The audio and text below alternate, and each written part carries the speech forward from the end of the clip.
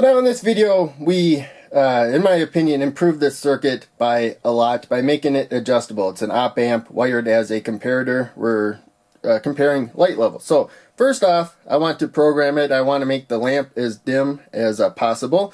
And we kind of have the lamp off to the side.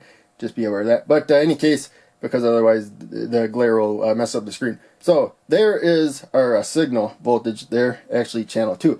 We want to adjust this. Output is low right now because the signal is lower than the reference voltage. We're going to adjust the reference voltage so it's below the signal voltage there when the lamp level is at its lowest setting right there. So we could go a lot more below because, as you can see, now I got to turn the lamp off to set the output low. The voltage dropped down quite a bit. But in any case, we set it to where the lamp can't get low enough to set the output low. Now we're going to do the opposite. I'm going to put the lamp to its brightest setting. There you can see the voltage moved up.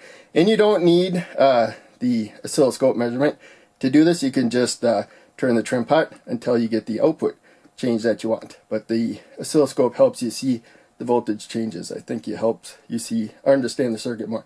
So there we got it up. So clip to the oscilloscope probe there. I have a capacitor to smooth out the voltage because I'm going to use my flashlight instead of my headlamp there. These are common flashlights.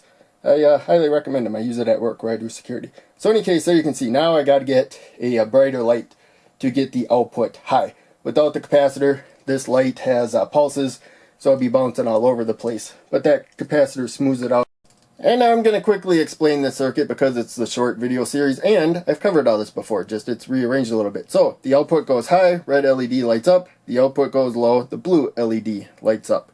Being a non-inverting comparator, that means the output is more like our signal there. When it's higher than our reference voltage, we have a high output and so on. So in any case, we have the inverting input down here getting the reference voltage. You notice though on the physical component, the inverting input is above the non-inverting input, whereas it's opposite on the schematic. Schematics just draw whatever it fits better. So in any case, for our non-inverting input, we got the light dependent resistor voltage divider. Although, as I said before, this flashlight sends pulses of light, and that would really mess up the op amp. It'd be going high and low very rapidly, even though the light looks steady to our eyes. So we got a capacitor there to just charge up that capacitor, and it won't charge no more than what the voltage divider would have set because we have that resistor going to ground. But in any case, it holds the voltage steady, and we get a steady output.